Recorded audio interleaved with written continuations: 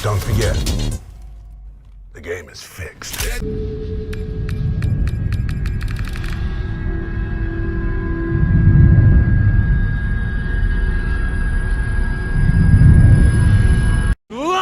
CD Projekt Red. I'm making this video to ask you to redo your DLC and allow me and many other sweaty, lonely nerds that enjoy Cyberpunk to be able to romance Songbird and Alex. I ask this not in jest. I ask this in seriousness on behalf of all my chums. It would be totally preem if you could do this. Please do not take me for a gonk. I'm the #1 biggest fanboy of Cyberpunk. You could send architects into my brain and they would find my neural pathways in the shape of Night City. This game is everything I love, and the amount of hours I put into it could have honestly been put into making me a millionaire, but nope. I'm happy with every single second I've spent in this game, even when it was broken. Now, is the game really fixed? The short answer is yeah, kinda. And the kinda is because there's a mission that I really want to do that is a part of the Phantom Liberty DLC, and I can't even do it because the door won't open. And I genuinely want to storm the CD Projekt Red headquarters like I'm Johnny Silverhand storming Arasaka Towers and fix it, because even when the game is fixed, it is still broken. And ironically enough, the mission is called New Person, Same Old Mistakes. Even with that, the new perk system is beautiful, and when I got back on the game, I loved every second of it. The interface is so much more simple and organized, and I'm the biggest critic of games being complicated. I don't hop on my favorite game from an already torturous world to be bothered to read essays upon essays about percentages and words I couldn't even come up with if you condensed 50 grams of psychedelic mushrooms and injected it into my spine and told me to say anything that came to my mind.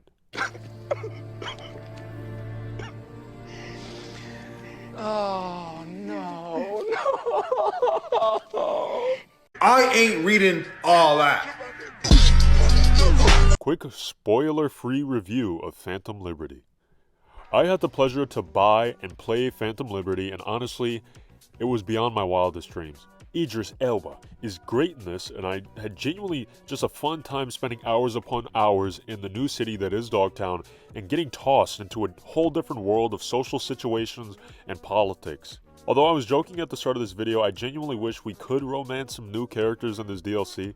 I think CD Projekt Red underestimates the desires of many fans for said encounters, purely for immersion purposes, of course. I mean, at least a new Joy toy, am I right, guys? Side note, whoever came up with the word Joy toy needs to be in prison. There was also so much tension with certain characters in this DLC, I'm genuinely surprised you can't do anything with them.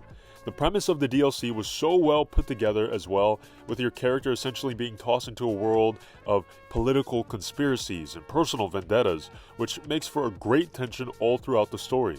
Your trust is also put to the test, and it really felt like even the smallest things you could do or say would impact the story down the line. The Songbird character I refer to at the start of this video being the first character you encounter in this DLC, who reaches out to you with the prospect of salvation, for some help of course.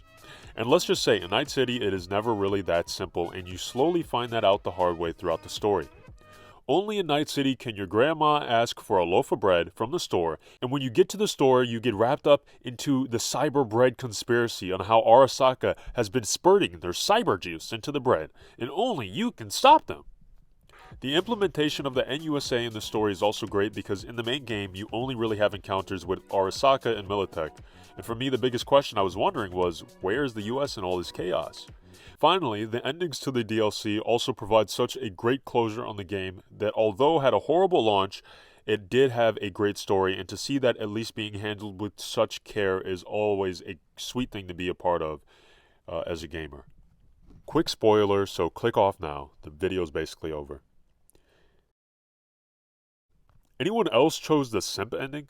I genuinely feel like it says something about my character that even after Songbird tricked me, I still saved her and killed Reed. What does that say about my future relationships? Am I that guy?